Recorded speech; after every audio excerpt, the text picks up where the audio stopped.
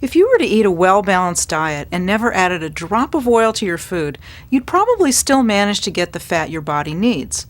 And while it's generally a good idea to control how much fat you eat, there are those times when you need to use a little oil when you're preparing a meal. With so many different oils to choose from, how do you decide which one to use?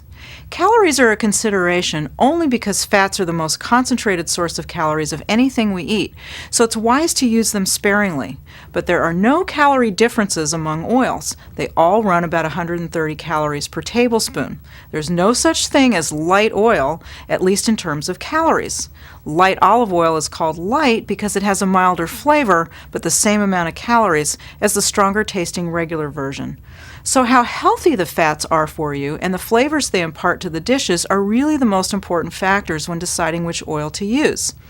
Many vegetable oils are nearly flavorless, so they won't compete with any other flavors and seasonings in your finished dish. Among the mild-tasting oils, canola is usually considered to be one of the healthiest since it has the least amount of saturated fat. But highly flavored oils like sesame, almond, or walnut can add spectacular flavor with just a few drops, so you can use much less of them and save calories along the way.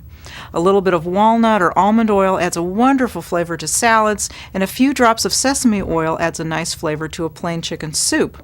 Olive oil is a bit more versatile since its flavor can range from mild to strong and peppery, so you can choose which one works best for your particular dish.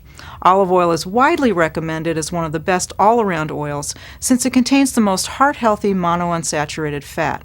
That, coupled with its delicious flavor, has made extra virgin olive oil more popular than ever. The only other thing to consider is how much heat you'll be using. Oils vary in terms of how much heat they can take before they start to smoke. Canola oil, for example, can take more heat than olive, so if you're sautéing, you'll want to keep a close eye on the flame as you cook.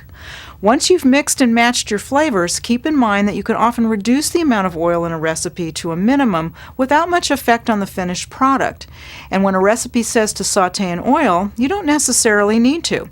You can sauté in water, wine, broth, or juice, and then add a few drops of highly flavored oil when you're finished. That way, you'll get all the taste without a lot of extra calories.